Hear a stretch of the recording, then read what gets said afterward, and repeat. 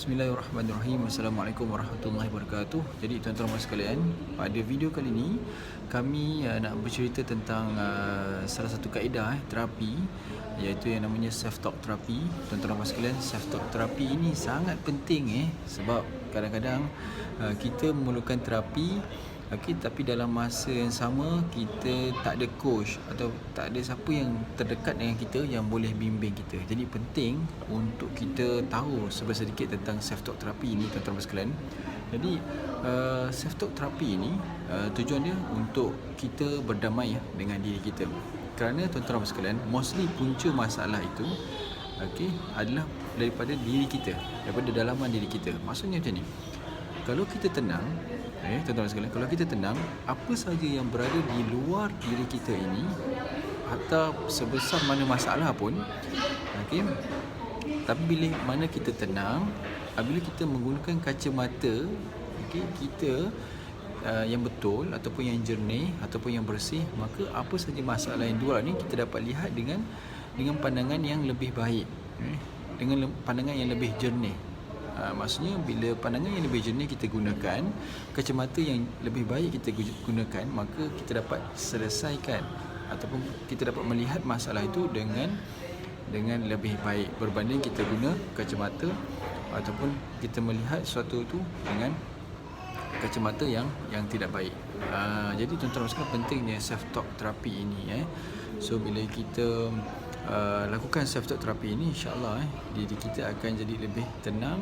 Bila mana tenang, kita dapat selesaikan ataupun kita dapat melihat masalah itu dengan lebih baik. Jadi self talk terapi ini sesuai untuk siapa? Sesuai untuk siapa saja dia rasa tak tenang, ataupun siapa saja dia rasa tiba-tiba macam emosi dia cepat sangat terganggu, cepat sangat lebih kepada negatif lah emosi, ataupun bagi anda yang sedang mengalami apa sahaja masalah pun, sesuai untuk lakukan self talk terapi ini. Jadi tentu anda semua, kita semua ada masalah. Jadi tak salah pun kita guna, walaupun kita rasa kita dah cukup tenang ke, ataupun kita rasa kita dah emosi kita dah stabil, tapi tak salah untuk kita gunakan self talk terapi ini. Malah digalakkan sehari-hari kita buat. Jadi apa yang kita boleh lakukan langkah mudahnya sekarang ni, kita tanya apa masalah yang sedang berlaku dalam diri kita sekarang ni. Kita tanya pada diri kita, apa masalah yang sedang berlaku. Kita tanya, apa masalah yang berlaku, apa situasi yang aku sedang hadapi, apa situasi sukar yang aku sedang hadapi. Tentunya kita perlu lakukan ini dalam keadaan kita seorang diri lah. Seorang diri. Kalau kita duduk dengan orang lain, nanti orang ingat kita macam something wrong pula kan. Jadi cari masa untuk dengan diri kita sahaja, tanya diri kita apa masalah yang sedang berlaku sekarang ini. Kemudian nanti kita akan berceritalah masalah-masalah mana. Kemudian kita tanya apa yang kita nak sebenarnya.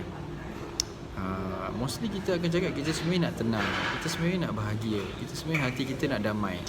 Mostly kita akan sebenarnya nak ke arah tu sebenarnya. Bila kita tanya tadi apa masalah yang kita sedang berlaku, kemudian kita tanya diri kita lagi apa yang kita nak sebenarnya. Dan kemudian step ketiga, cuba kita discuss dengan diri kita. Kita tanya diri kita apa sebenarnya tindakan ataupun suggestion atau nasihat yang kita perlukan untuk diri kita jadi lebih baik, untuk kita capai apa yang kita nak itu.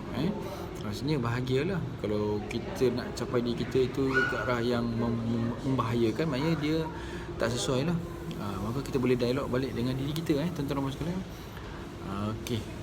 Sebab kita tanya soalan dan sebab kita buat ketiga-tiga perkara ni, pertama kita tanya apa masalah yang kita nak, kedua kita tanya apa masalah kita sebenarnya, kedua apa yang kita nak, dan ketiga kita bincang dan saja apa tindakan yang kita perlu lakukan, dan keempat kita perlu ingatkan diri kita pentingnya untuk kita kuatkan hubungan dengan Tuhan. Kerana Tuhan itu segala-galanya, maha segala-galanya, maha pemberi, maha penolong. Jadi kita ingatkan diri kita untuk kuatkan hubungan kita kembali, untuk kembali kepada Tuhan, bertaubat kepada-Nya. Jadi insya-Allah sekian saja perkongsian berkenaan tentang self talk terapi penting untuk kita ni yang mana hidup tuan-tuan sekalian selalu terleka dengan gadget dengan yang dunia teknologi dan moden yang menyebabkan kita kurang bercakap dengan diri kita. Jadi bila kita kurang bercakap dengan kita anggap masalah tu nak selesai bila kita hadap YouTube semata-mata, bila kita hadap handphone semata-mata, bila kita hadap game semata-mata. Tapi tidak, kerana masalah itu adalah daripada dalaman diri kita sendiri. Bila kita selesaikan, insya-Allah kita akan kesan dia, kita akan rasa tenang, kita akan rasa macam aku rasa macam dapat lepaskan ikatan simpulan yang bersimpul. Itu kesan dia, insya-Allah. Mungkin first buat tak ada apa lagi kesan, kedua teruskan buat insya-Allah. Kali ketiga, kali keempat, kelima, keenam dan seterusnya, insya-Allah anda akan tiba-tiba rasa lega. Aku rasa macam masalah di luar tu tetap masalah, tapi bila aku berdamai dengan diri sendiri, aku dengar apa pandangan diri aku rasa much better lah. Aku rasa lebih tenang. Bila kita rasa lebih tenang, maka kita akan dapat insya-Allah menyelesaikan masalah tu dengan kita dapat menguruskan krisis, menguruskan konflik apa saja yang berlaku dengan lebih baik, insya-Allah. Jadi sekian saja daripada saya. Terima kasih kerana bersara di Sumber Inspirasi. Teruskan menonton video-video yang kami paparkan khas untuk anda, untuk sentiasa berinspirasi, untuk anda sentiasa bermotivasi menuju ke arah kejayaan, insya-Allah, di dunia dan juga di akhirat, insya-Allah. Kita jumpa lagi video akan datang. Assalamualaikum warahmatullahi wabarakatuh.